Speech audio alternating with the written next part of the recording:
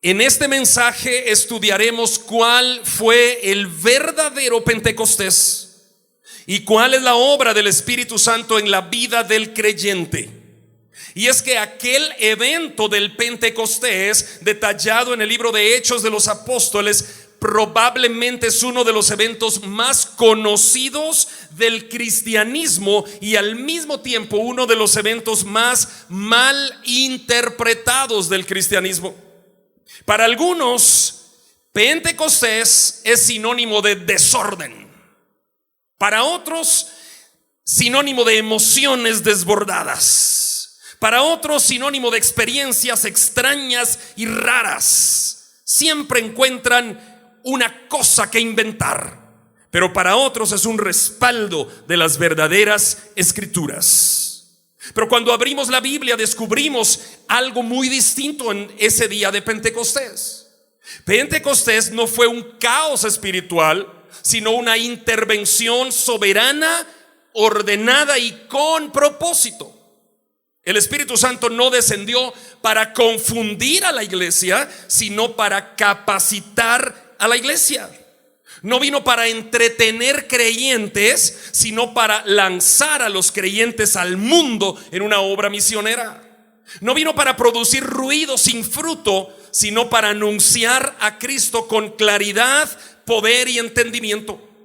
Por eso, si queremos honrar verdaderamente a Dios, debemos volver al Pentecostés bíblico y no al Pentecostés emocional, antibíblico e irracional.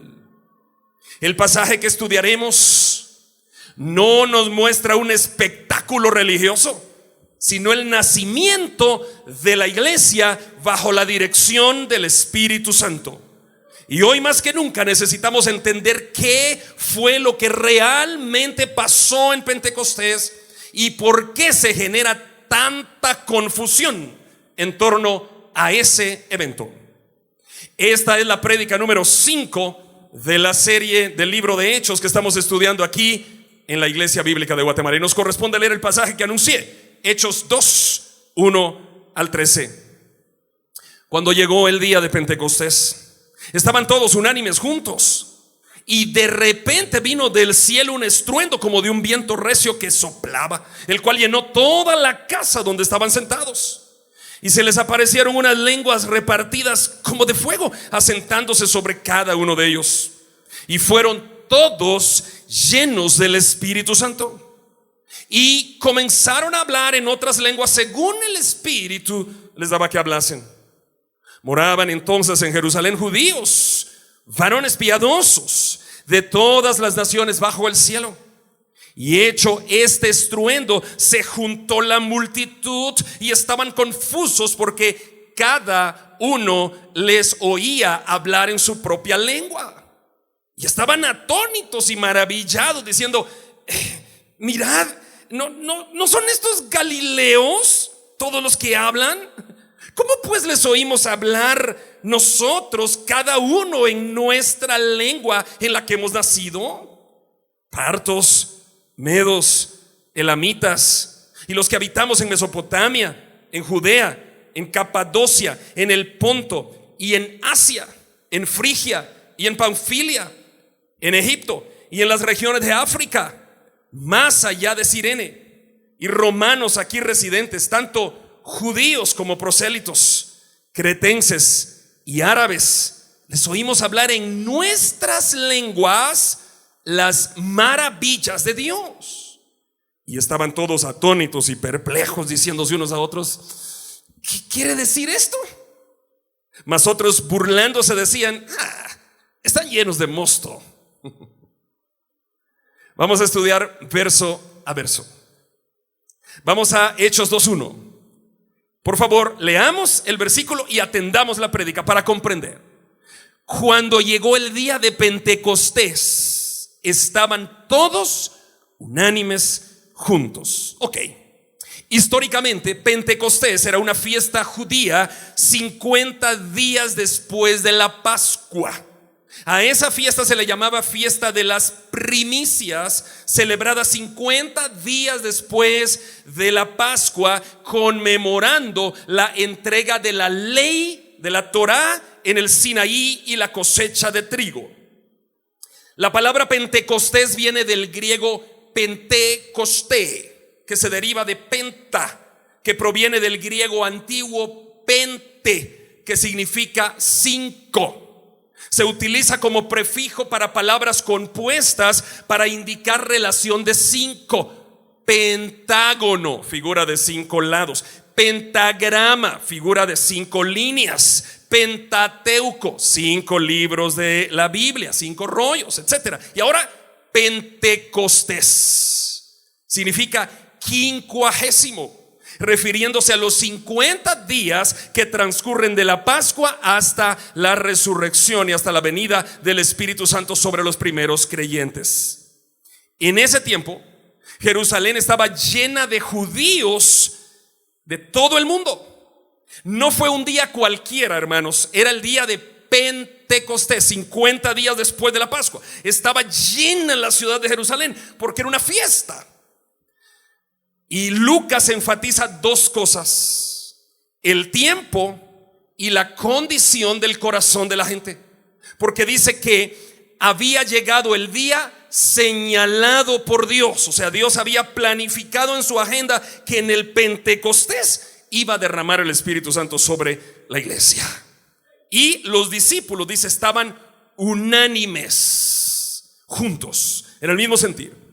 Esto nos enseña que el Espíritu Santo no desciende sobre una iglesia dividida o rebelde, sino sobre una iglesia obediente y alineada. Y aquí hay una gran verdad, hermanos, que debemos comprender hoy, la cual es que no habrá un verdadero avivamiento sin unidad espiritual y sin obedecer la palabra de Dios. Sigamos. Hechos 2:2. Y de repente vino del cielo un estruendo. Escuchen, no era un viento, sino como de un viento recio que soplaba, el cual llenó toda la casa donde estaban sentados. ¿Qué estaban haciendo esos chicos? Estaban esperando, sentados, esperando. Es que vendrá el Espíritu Santo sobre nosotros. De repente se escucha un ruido como de un viento recio que soplaba. Esto nos enseña que el mover del Espíritu no necesita ser fabricado por el hombre. Esto confronta prácticas modernas absurdas, donde enseñan a la gente a hablar en lenguas. Háganme el favor, en lenguas glosolalia, pues, porque está bien si tú aprendes inglés, alemán o español o sutujil, cachique, lo que sea, pero glosolalia, sigue diciendo aleluya, aleluya hasta que se te trabe la lengua. ¿Eso es el Espíritu Santo? No, eso es burla de la verdadera palabra. Sigamos. Hechos 2:3. Y se les aparecieron lenguas repartidas como de fuego, asentándose sobre cada uno de ellos. Ok, el fuego en la escritura simboliza la presencia de Dios, la purificación y la comisión divina. El fuego apareció sobre ellos, no sobre unos pocos, sino sobre cada uno de ellos. Imagínense, ahora tenemos templo lleno aquí nosotros en la Iglesia Bíblica de Guatemala. Imagínense que todos tengamos sobre nuestra cabeza esa flama como de fuego. Esto muestra que el Espíritu no hace acepción de personas. Y aquí aprendemos que el poder de Dios no es exclusivo de los líderes, sino de toda la congregación. Hechos 2:4. Y fueron todos llenos del Espíritu Santo. ¿Y qué pasó? Y comenzaron a hablar en otras lenguas, según el Espíritu les daba que hablasen. Esas lenguas no fueron balbuceos sin sentido, sino idiomas reales. Ya lo vamos a ver ahí en el texto. El texto lo deja claro más adelante. Esto nos enseña que el Espíritu Santo nunca produce confusión, sino comunicación clara del Evangelio. ¿Qué estoy haciendo yo aquí? comunicando el evangelio claramente. Todos hablamos español, todos me están entendiendo con claridad. No estoy aquí haciendo cosas raras, ¿verdad? Y haciendo cosas y hablando cosas, y eso no es el evangelio. Es claridad de la palabra. Sigamos. Hechos 2, 5 al 11. Moraban entonces en Jerusalén judíos, varones piadosos de todas las naciones bajo el cielo. Y hecho este estruendo, oigan, este estruendo se escuchó y se juntó la multitud. ¿Y qué pasó? Y estaban confusos. ¿Por qué? Porque cada uno les oía hablar ¿en qué? En balbuceo sin sentido, en una glosolalia rara. No, en su propia lengua. Y estaban atónitos, eso quiere decir maravillados. Y maravillados, diciendo: miren, ¿no son todos estos galileos los que están hablando? Versículo 8. ¿Cómo pues les oímos hablar cada uno en nuestra lengua en la que hemos nacido? ¿En qué estaban hablando? ¿Balbuceos raros? No, en lenguajes, en idiomas reales. Versículo 9, ahí están los idiomas. Partos, medos, elamitas, los que habitamos en Mesopotamia, en Judea, en Capadocia, en el Ponto y en Asia, en Frigia, en Panfilia, en Egipto, en las regiones de África y más allá de Cirene, y romanos residentes aquí, tanto judíos como prosélitos, cretenses y árabes. Wow, qué gran lista. Escuchen, les oímos hablar en nuestras lenguas que las maravillas de Dios. Eso está claro. Ya no necesita predicación. Esto está claro. Que eran lenguas, glosolalia, que no se entiende. No, idiomas. Menciona ahí de dónde eran las nacionalidades de todos los que estaban en ese día en Jerusalén. Y cada uno les oía y se asombraban y decía: hey, espera, ¿no son estos galileos? ¿Cómo es que les oímos hablar en griego? Nosotros venimos de Grecia, nosotros de Creta, en cretense, en romanacho, somos de Roma, en hebreo, somos judíos. ¿Qué pasó aquí? ¿Y qué les oían? Lero, per, lero, per. No, les oían hablar las maravillas de Dios.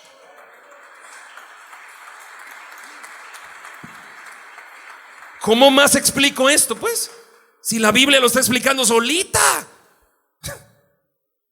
Aquí se enumeran varias naciones, idiomas, culturas. Jerusalén se convierte en el punto misionero global a partir de ese momento. Esto muestra que el milagro, escuchen, no fue para los discípulos, fue para los inconversos. Escuchen esto, quiero que quede claro. El milagro de las lenguas no fue para la iglesia, fue para que los inconversos escucharan las maravillas de Dios. ¿Para qué son las lenguas? Lero, per. Lero, per. ¿Quién sabe qué están diciendo ahí? Nadie. Las lenguas son para que los inconversos que estaban ese día, que eran de múltiples nacionalidades, escucharan las maravillas de Dios.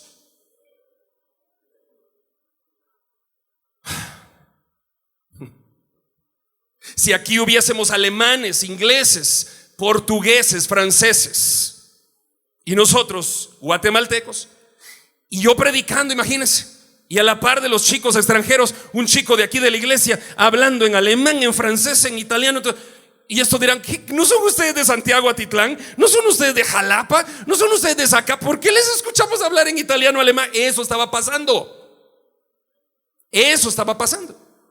¿Y qué estaba oyendo la gente que no era cristiana? Maravillas de Dios. ¿Qué escuchan hoy los no cristianos cuando pasan por iglesias carismáticas? Lero, lero, perper, lero, lero, perper, lero, le... ¿Alguien entiende las maravillas de Dios? No. Hermanos, enseñemos la palabra, hombre. No seamos ingratos, no confundamos al pueblo. Enseñemos la palabra. ¿Por qué tanta confusión? Lee, estudia, aprende y enseña.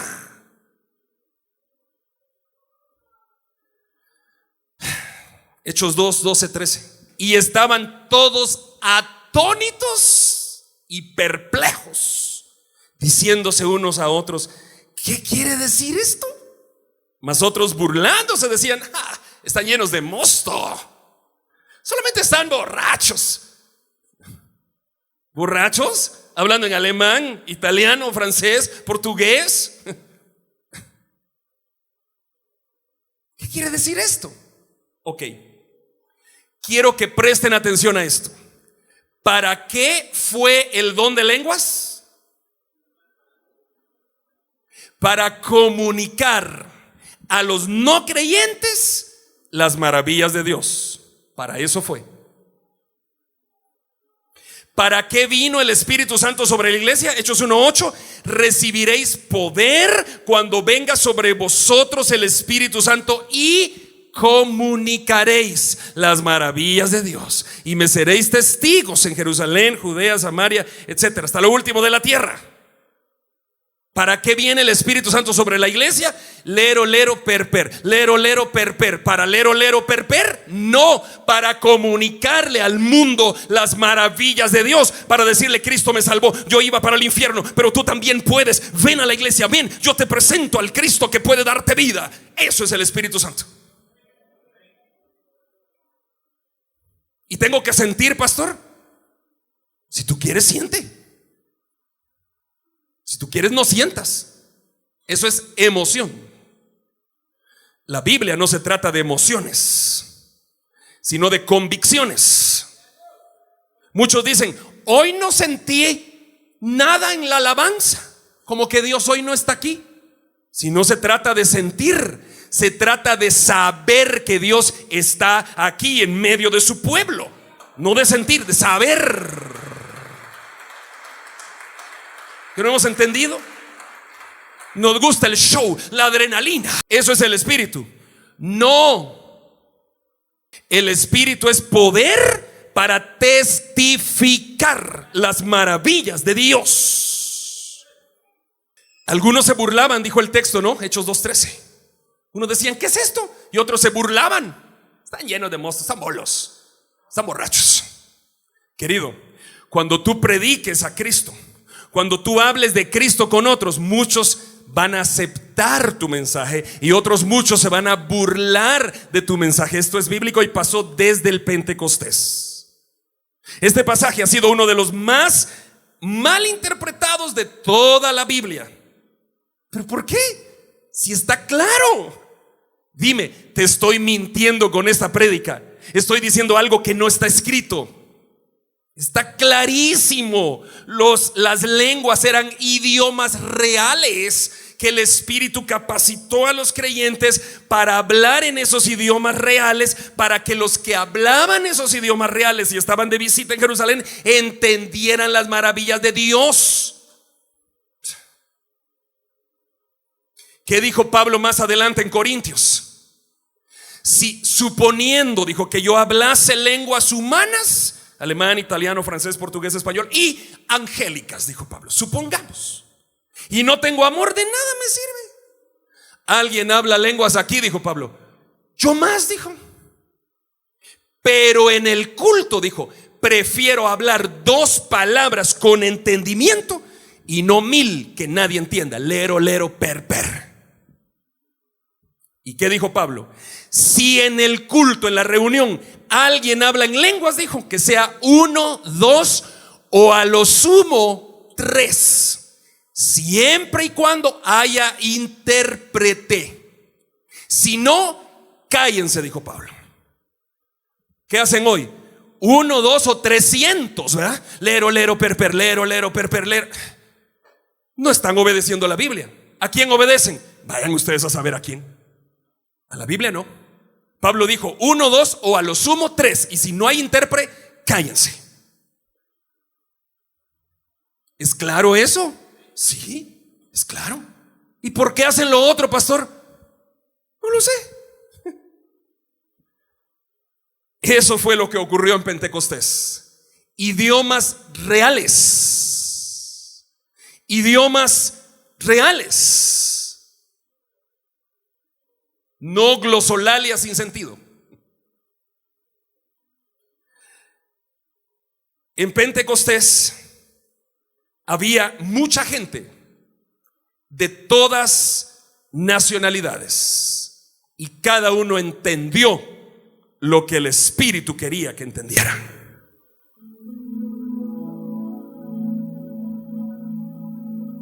Mensajes como este duelen el alma cuando tú vienes de un entorno carismático. Duele, sé que duele.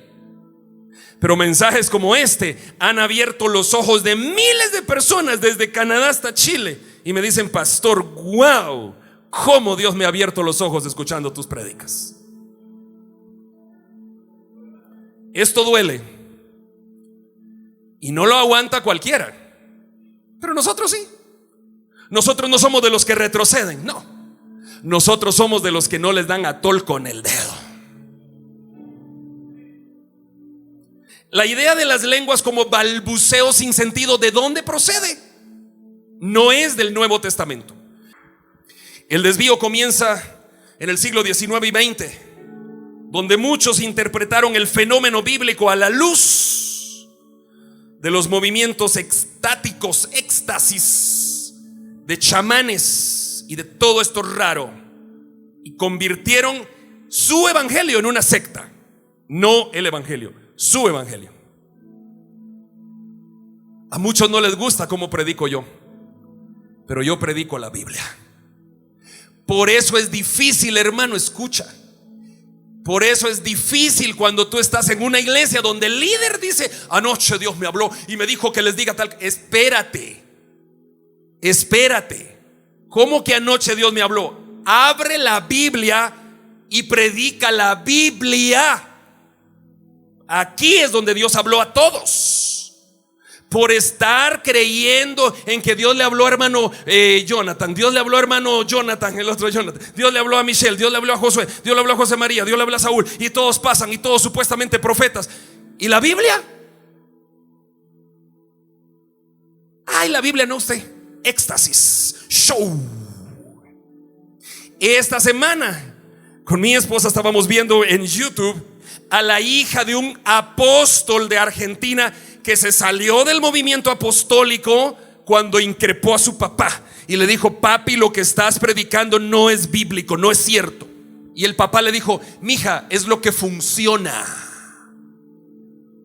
Y la expulsaron de la iglesia en 2014 y hoy da su testimonio abiertamente.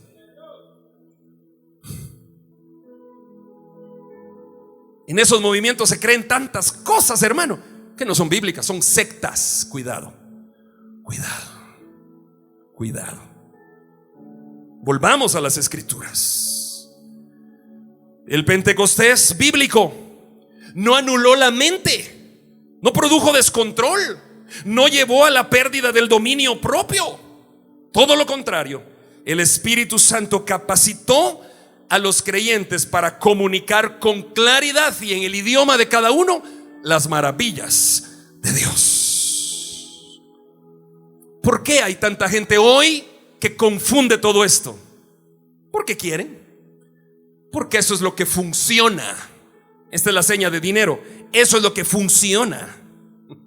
Y no faltarán los comentarios en esta prédica que me digan: pastor blasfemo, cuidado, ha blasfemado, se burló del Espíritu Santo. No, señores, ustedes son los que se burlan al pensar que toda esa cosa sin sentido es el Espíritu Santo. Y no, al Espíritu Santo de Dios se le respeta. Él es el Señor Dios Todopoderoso. No es eso que ustedes hacen. Respeto quiere el Señor. Respeto. Pero ni a Donald Trump tú le llegarías a gritar cosas y a hablar una jerigonza y gritarle, y diría: ¿y este quién es? ¿Por qué muchos en esos movimientos le quieren dar órdenes a Dios? Y Señor, yo te arrebato, y Señor, yo declaro, y Señor, la salud de tal cosa, y yo declaro y la arrebato aquí. ¿Qué es eso? Nonsense, falta de conocimiento bíblico. ¿Cómo oramos por Fabi aquí hace un mes? Señor, si es tu voluntad, pon tu mano en la vida de Fabi, que está intubada en el hospital a punto de morir. Si tú quieres, sánala. Y Dios la sanó. ¿Cómo oró Jesús antes de ir a la cruz? Padre, ¿será posible que pase de mí esta copa sin que yo la beba? En otras palabras, ¿será posible salvar a la humanidad de otra manera sin que yo vaya a la cruz? Pero no hagas mi voluntad, sino la tuya. Como oró Pablo, 3 veces oré a Dios y le pedí que quitara de mí este aguijón en la carne, y me dijo: bástate mi gracia. ¿Y cómo oramos? Como oran la gente en esas sectas: yo te arrebato, y yo aquí, y vamos a dar 7 vueltas y toquemos un cacho de vaca. Ay, por favor, hermano, ¿qué tanta tontería es esa? Biblia, hermano, Biblia. Por no estudiar la Biblia les dan atol con el dedo a muchos. Y hoy sí ya me enojé. No te acerques ahora. Peor si vienes con un shofar. Pastor, ¿están malos los shofares? No, el día que quieras traer un shofar, lo traes, lo tocas en el parqueo, te das gusto y lo tocas, y cuando te hayas dado gusto, lo dejas en el carro o en la moto y entras en paz, porque aquí se escucha el culto en paz y con claridad del Espíritu Santo, y no con esas locuras.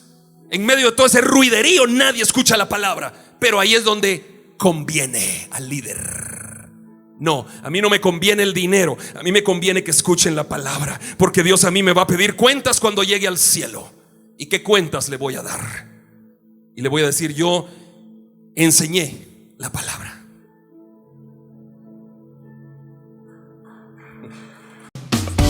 Acércate a Dios y Él se acercará a ti. Te invitamos a conectarte con la palabra de Dios todos los días, a través de este canal, en esta red social. Si vives en Guatemala, te esperamos en nuestras reuniones semanales. Iglesia Bíblica de Guatemala. Predicamos la verdad de las Escrituras.